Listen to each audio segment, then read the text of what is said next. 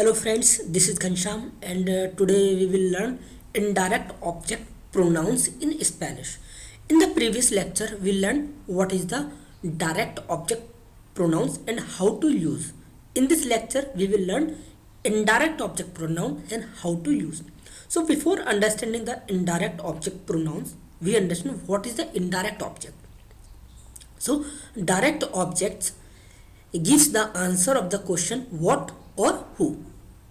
We have uh, recognized what is the direct object. So if we say they written, what they written? The book. So the book is the direct object. But for the recognizing indirect object, receive the indirect object answer to whom or for whom. The action is done. To identify indirect object, read the sentence and stop at the direct object. Then ask yourself to whom or for whom. The answer to that question is an indirect object. Let's understand.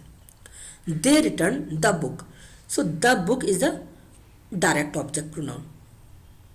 Direct object. We stop here and ask the question to whom. You will get the answer to the teacher. So to the teacher is the indirect object. In the same way, to our parents is the indirect object. To her son is the indirect object. So they return the book to whom? They return the book to the teacher. The teacher is the indirect object. We gave the photos to whom? We gave the photos to our parents. Our parents is the indirect object. She sent the letter to whom? She sent the letter to her son. Her son is indirect object. Now, what is an indirect object pronoun? Indirect object pronouns IOP are shorter words which replace indirect object. In the following examples, indirect objects have been replaced with indirect object pronouns. They returned the book to her. We change to her, to them and to him. So to her, to them and to him is the indirect object pronoun. Indirect object pronoun in Spanish. If we want to replace an indirect object with a pronoun, we need to use an indirect object pronoun. Example, here is a list to representing indirect object pronoun. This is the normal person we use in Spanish: yo, tú, él, ella, usted, nosotros, vosotros, ellos, ellas. English object pronouns: yo is me, you, him, her, it, us, you all or them. But the corresponding indirect object pronoun is me, te. For él, ella, usted or him, her, it, we use le. Le as a indirect object pronoun. Nos, os and les. In the object direct object pronoun, here lo or la we use and here we use los and las. But in the indirect object pronoun we use le or les only. Now how to use indirect object pronouns in Spanish. Just like with direct object pronouns, we place our indirect object pronouns in front of the verb. For example, this is the English sentences and this is ellos le de volvieron el libro. So le is an indirect object pronoun we use before the conjugated verb. Nosotros les dimos las fotos. We use this. Les is an indirect object pronoun used before the verbs. Ella le mandó la carta. Here le is an indirect object pronoun we use before the conjugated verb. Notice that once again that the pronoun le can mean either to her or to him. Means lay can be used for to her or to him, for both. Pronoun placement alternatives. Indirect object pronouns placement alternative is that we have the choice to attach object pronouns to infinitives or complete verbs. It meaning, understand by the examples. I don't want to buy a gift for you. I don't want to buy a gift for you. So I can make the sentence by no te quiero comprar un regalo. In this sentence, if in a sentence two verb, there are two verb. First is quiero and second is comprar. So quiero verb we have conjugated. We can indirect object either before the conjugated verb. Here we use te, or we can direct immediate after the second verb. So no quiero comprar te un regalo. Both are the correct.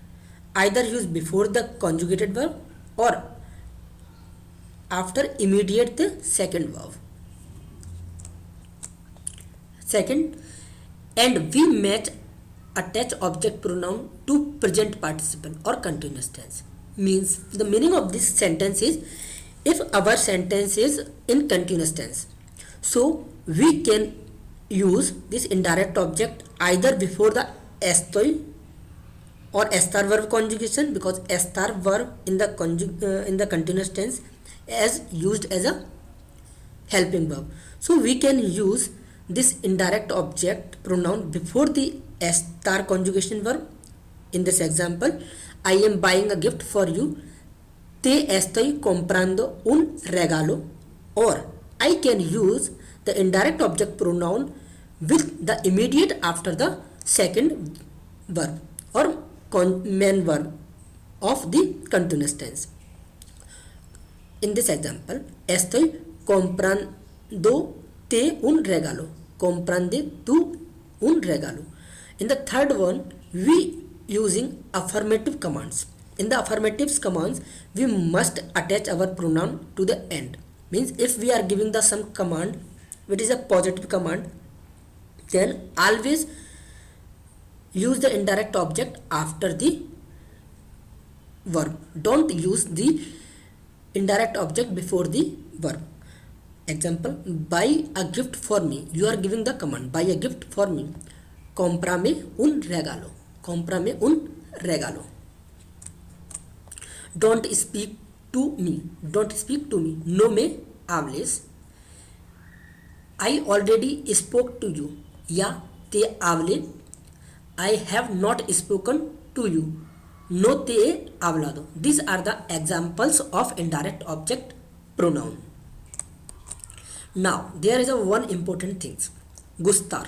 Gustar is a verb which always used with the indirect object pronoun, and there are some more verbs they always used with the indirect object pronouns. So how to use the gustar verb with indirect object pronoun? Take an example.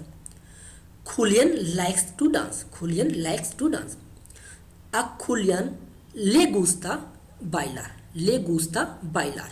So gustar verb always takes an indirect object pronoun. So here is a complete list of the verbs they take as a indirect object pronoun. Aburrir, to be boring. Aburrir, to be boring. Agradar, agradar, to be pleasing to. To be pleasing to. Bastar, to be sufficient. To be sufficient. Disgustar, to be disgusting. To be disgusting. Doler, to be painful. To be painful.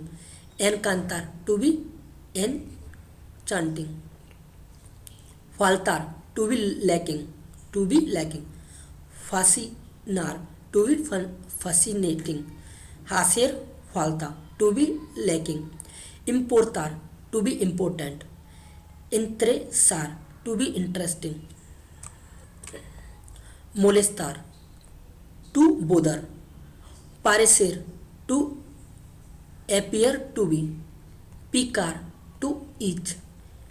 place, placer, to be placing to, kedar, to be left over. So these was all about the indirect object pronoun, how to recognize indirect object pronoun from the sentence, how to use, where to use, when to use, all things about the indirect object pronoun.